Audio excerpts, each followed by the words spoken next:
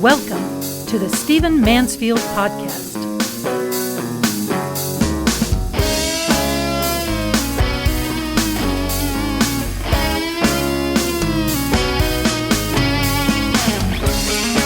Well, welcome to you. Thanks for joining me. I am about to tell a story. And while you listen to this story, I want you to think of two things in addition to the story.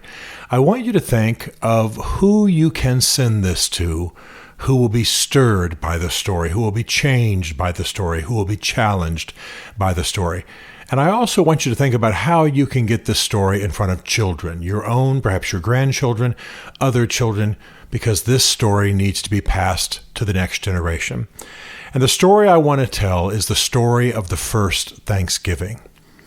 So we have to roll back in history to the early 1600s. And there's a congregation in the north of England in a place called Scrooby, England. And this congregation is a bunch of Protestant Christians, about 300 people, and they are being persecuted by the King of England, King King James I. And they're being persecuted because they don't buy into the state church. They are Protestants, they are people who are attempting to be biblical, and they don't like the state church. So what happens is they are so persecuted in England that they decide as a congregation to go to Holland.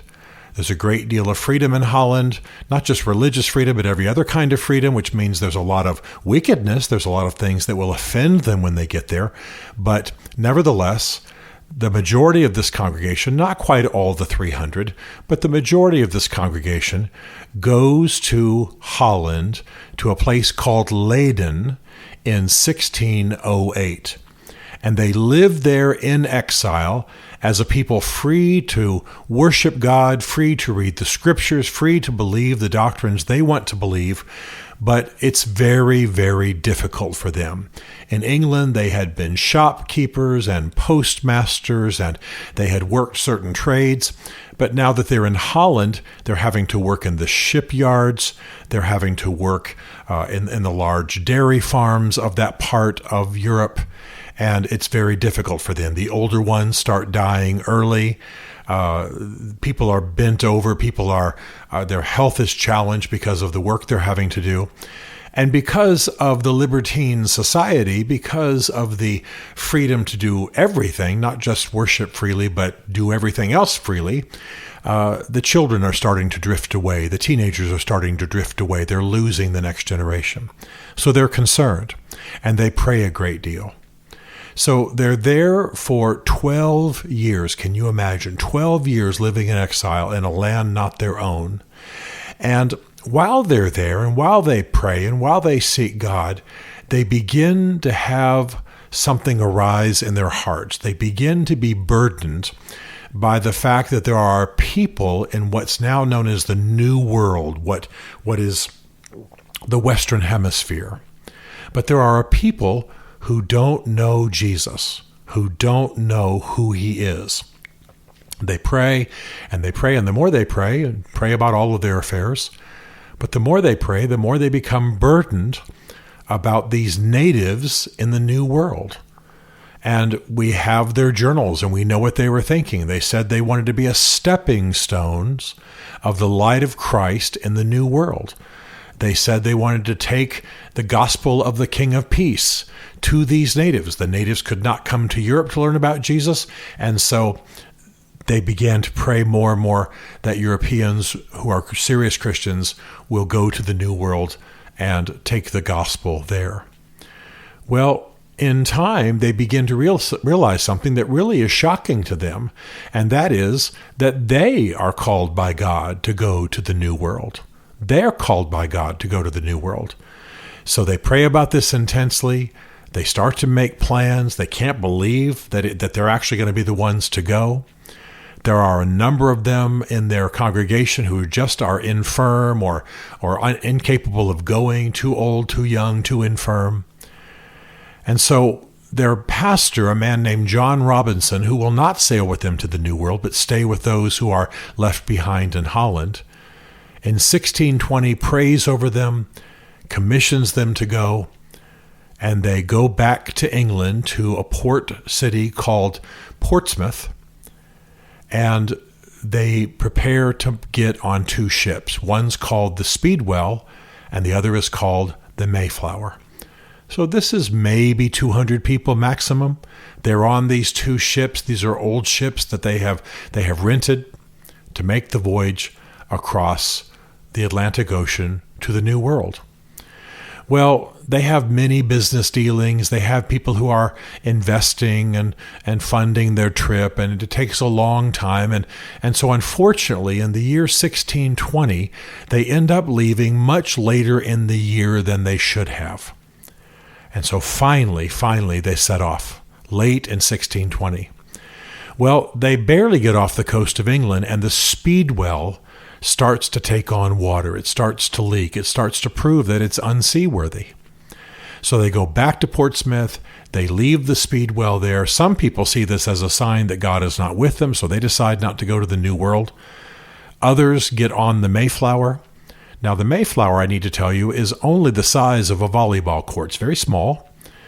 And they're going to cram now these people we call the Pilgrims. They're going to cram 104 people onto the Mayflower, which is no larger than a volleyball court, modern volleyball court. But they do it. In addition to those 104 pilgrims, there are other people. There are other people who aren't part of their company who are traveling, and then there are 40 sailors. Well, it's a voyage that really should not have been successful. They've left late in the year. It's very cold. There are horrible storms in the North Atlantic. And they're going to sail across the North Atlantic for 66 days. Think about that. 2 months and 6 days they're going to sail across the North Atlantic. And by the way, the United States Navy tells us that time of year, if you fall into the water, you will die after just 3 minutes because the water is so cold. You'll die of a thing called hypothermia. In other words, you'll basically chill to death in the water.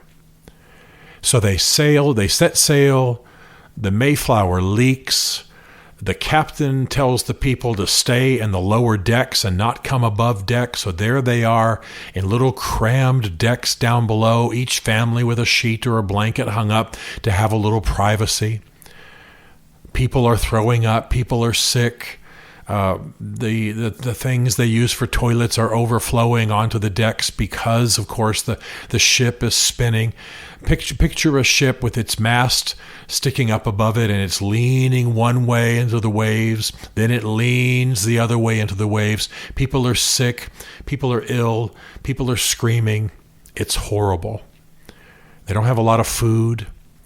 At one point, the sea is so violent on this voyage, it actually causes the main beam to break. The main beam is a great big stretch of wood that basically goes from the front to the back of the ship, and it cracks. But fortunately, they brought a thing called a jack screw with them. This is something they use to raise the roofs on houses that they're going to build and so on. And so they stick that jack screw underneath this broken beam and screw it upwards and press it back into shape. Think about that. The ship might have sunk, but fortunately, in the providence of God, they had a jack screw that they could press the main beam back into place. Well, there's kind of a humorous thing that happens. The sailors, of course, think these Christian pilgrims are crazy.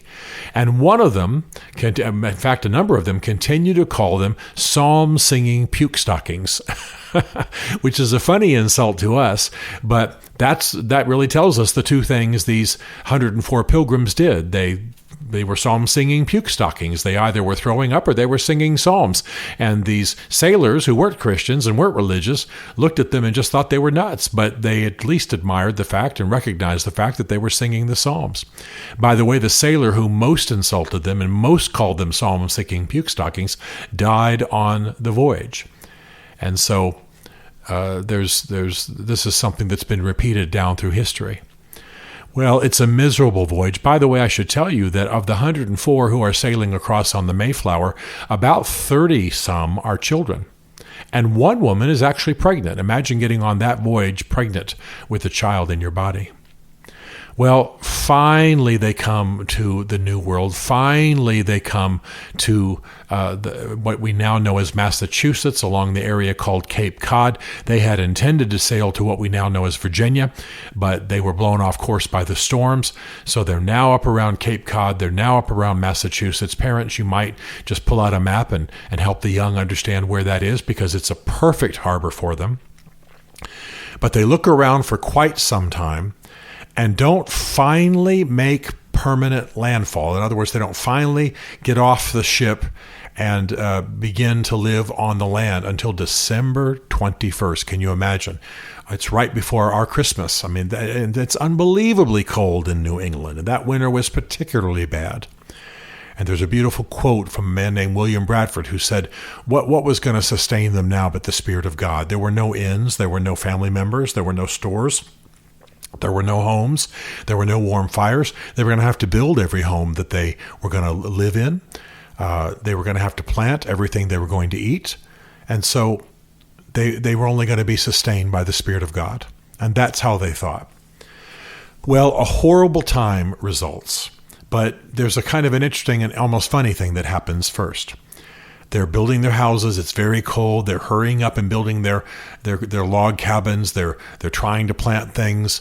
And they notice that there are some natives, people we would call now Indians or first people, Native Americans, looking at them from the edges of the trees. And they're aware of them, and it actually slows down their progress building things, because they have to have some on guard with rifles, with their muskets, and they're watching to make sure that these people don't attack them. But it actually removes some of the men that could be working on the houses, because they have to be keeping watch with their weapons. Well, finally, one day, a great big tall Indian by the name of Samoset strides out of the woods and says to the person he thinks is in charge, "Welcome. Do you have some beer?" Now, you're going to think I'm making this up, but this is exactly true. This man, Samoset, had met English sea captains who had been exploring that area, had befriended them, had gotten on their ships, and actually had already been to England himself. He had learned English. He had come back. His tribe had been wiped out by disease.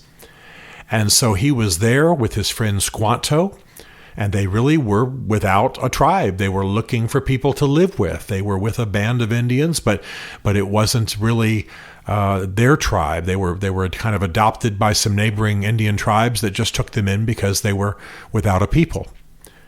So this was a real divine moment. Not only is there a little bit of humor here that he strides out and speaks English. Imagine sailing, about a third way around the world, going to a land where, as far as you know, nobody's been from your homeland, and the first person you meet speaks English, the same language you speak. So Samoset and Squanto befriend the Pilgrims and begin to teach them how to plant in the unique way that's beneficial in that part of the world, the way the Indians did it, and also how to harvest the sea. And boy, if they hadn't done that, I'm sure the Pilgrims would have been completely wiped out. Even with their help, even with their friendship, even with the Indians, the Native Americans, or the natives of that land, whatever terms you want to use, helping them and bringing them food and showing them how to harvest the sea and plant things, they still entered into what was called the starving time. And this was a time when there was very little food. In fact, there was just a little bit of water and 5 kernels of corn every day. That's how meager their provisions were, that they got down to a point where each person only had about 5 kernels of corn a day and a little bit of brackish water. Well, almost half of them died. They died of sickness. They died of disease. They didn't die of starvation, but they died of sicknesses that were complicated by their bad nutrition in this cold wilderness, in this new world. Well, the spring came, and they planted the way the natives taught them. And by the fall, they had a great harvest. And you can imagine how grateful they were. Every family had had someone die during the starving time. Every family. And there were only 50 of them left from the 104 who had sailed over. So half of them died. Well, by the fall of 1621, the year after they arrived, they had an abundance of food. And their governor, as they called him, the man who was in charge, said, let's have a feast. Let's celebrate God's goodness because we have an abundance of food for the first time. And so they decided to have a feast. And they decided also to invite their native friends. Well, of course, there's only 50 of the Pilgrims, and they've grown enough food to have an abundance for a while. But 90 natives showed up. 90 Indians showed up. And fortunately, the Indians went out at the command of their chief and killed about 5 or 6 deer and brought other food from the supplies of the natives. And so in order to feed, it would have been a real disaster if the Pilgrims had to feed the natives out of their own stores. They wouldn't have had much food at all for the cold winter that was going to come. But there was plenty of food. The first Thanksgiving is kind of fun to think about. It lasted, first of all, for 3 days. There were lots of shooting events and sports and wrestling. At one point, even a food fight broke out. People throwing apples at each other and having fun. I'm not recommending that necessarily for your Thanksgiving feast, but nevertheless, that's what happened at the first Thanksgiving. They prayed, they thanked God, they ate, and they learned that the Pilgrims learned new sorts of food. They learned about pies. They learned something from the natives that we now call popcorn. That was new to them, but the natives had been popping corn for quite some time, and etc. They would have had a lot of seafood. They would have had some kind of fowl. We're not completely sure it was turkey, but they would have had some kind of fowl. And so it was a glorious time. Now, that's the story, the backstory of the first Thanksgiving. And what I want to tell you is that for many, many years afterwards in New England, families, when they had prepared the Thanksgiving feast and the table was groaning with food, they would put just 5 kernels of corn on each plate around the table, everyone's plate. And before they prayed and before they dove into the food, the abundant feast that was there on the table, probably very much like at your house, they would contemplate what it was like during the starving time and how the Pilgrims had sacrificed and how they had died and how they had so little food, so little provisions that they had just 5 kernels of corn and a little bit of dirty water. And people in New England would remember the starving time and remember the purposes of the Pilgrims and remember the great cause that they had committed themselves to. Now, when I mention this cause, I can tell you exactly what their cause was, because when they came to the New World, before they had really disembarked, before they had offloaded onto the land, as I said before, on December 21st, they realized that they were far from Virginia, which is what their charter was for. And so they had to have a new governing document. And so they crafted something on shipboard in 1620 called the Mayflower Compact. And in that compact, they said a number of things about their governance and practical matters. But they also said, we sailed, here's the quote, for the glory of God and the advancement of the Christian faith. We sailed for the glory of God and the advancement of the Christian faith. That's why the Pilgrims sailed. They wanted to bring the gospel to the New World. They wanted to reach the natives. They wanted to be a stepping stone of the light of Christ in the new land. They sailed for the glory of God and the advancement of the Christian faith. So all those years that people in New England put 5 kernels of corn on each plate and remembered the starving time and thanked God for their pilgrim forebears and recommitted themselves to the glory of God and the advancement of the Christian faith, recommitted themselves to the spread of the gospel. It was a powerful remembrance every Thanksgiving.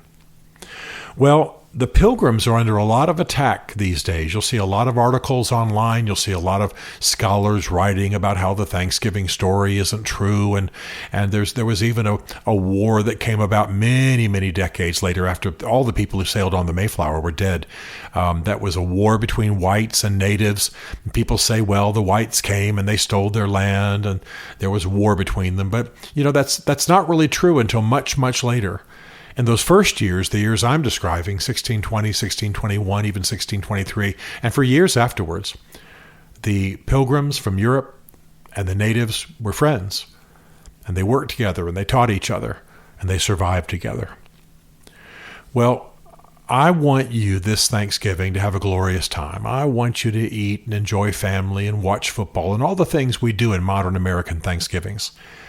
But I'd like for you to add this story that I've just told you, because this is true. You can read this story in a book called Of Plymouth Plantation by William Bradford, who was one of the governors, or a book called Mort's Relation, Mourt''S, Relation. These are the two original sources from the Pilgrims themselves. You can get these on Amazon. And they'll tell you the story that I've just told you. These are original documents. So I think that the Pilgrims are under attack a lot because people don't want to really believe that there was a Christian underpinning to American history, that some of our founders were devoted Christians and came for Christian purposes and did what they did for the glory of God and the advancement of the Christian faith. But it's exactly true. Do a simple Google search of the Mayflower Compact, and you'll read their words from 1620. I think Thanksgiving is important. I think it's important because it's the only time that we really talk about God and American history, that we really express our gratitude for what's happened, that we really remember our forebears. Yeah, we have 4th of July, but that's really about celebrating the Constitution, the Declaration of Independence, the founding generation, the American Revolution. But a century and a half or more before the American Revolution, there were the early settlers, and among those were the Pilgrims. And they were godly, and they were sacrificing, and they gave their lives to bring the gospel to the New World and lay a foundation in this country that we need to remember. So happy Thanksgiving to you. Enjoy family, enjoy food, enjoy the football games. It's perfectly fine. All of it's great. But also remember the heritage that is remembered on that day. Remember that first Thanksgiving. And remember the purposes to which the Pilgrims were devoted. Happy Thanksgiving to you. And may you too live for the glory of God and the advancement of the Christian faith. Stephen Mansfield is a New York Times best-selling author, a popular speaker, and a frequent faith and culture commentator on Fox and CNN. His groundbreaking books on faith and society include The Faith of George W. Bush, The Search for God in Guinness, Mansfield's Book of Manly Men, and Lincoln's Battle with God. Learn more at stephenmansfield.tv.